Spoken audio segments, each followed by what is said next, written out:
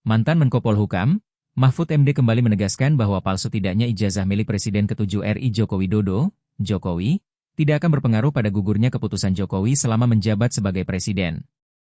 Mahfud kemudian menjelaskan, perkara dugaan ijazah palsu Jokowi ini tak ada hubungannya dengan hukum tata negara. Maka segala keputusan yang dikeluarkan Jokowi selama menjadi Presiden tidak bisa batal atau gugur. Dalam arti begini, taruhlah misalnya betul tuh ijazah Pak Jokowi palsu misalnya. Lalu ada yang mengatakan gini, kalau betul ijazah Pak Jokowi palsu, maka seluruh keputusan-keputusannya selama menjadi Presiden itu batal, tidak sah. Saya bilang enggak lah, apa hubungannya itu kan hukum tata negara, kata Mahfud dilansir tayangan video yang diunggah di kanal YouTube resmi Mahfud MD, Sabtu, 3 Mei 2025. Namun soal perkara pemalsuan ini, Mahfud mengakui memang bisa masuk dalam hukum pidana. Karena pemalsuan ini termasuk dalam melakukan kebohongan publik, tapi tetap tidak bisa disangkut pautkan dengan hukum tata negara. Kalau pidana, ia pidananya bisa. Kalau terjadi pemalsuan itu karena kebohongan publik.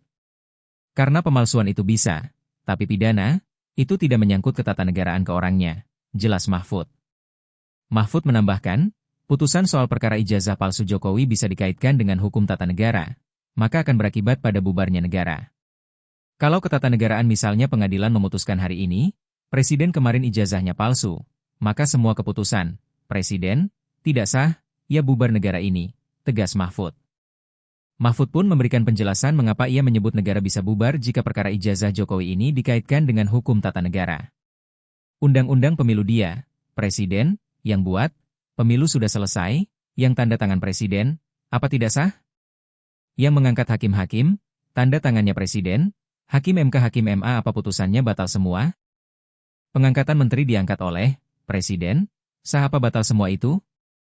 Kebijakan perjanjian internasional dan sebagainya, gak bakal tidak sah. Ex-Menko Polhukam era Jokowi itu menekankan, dalam hukum tata negara dan hukum administrasi negara, semua keputusan yang sudah dibuat secara sah maka harus dijamin kepastian hukumnya.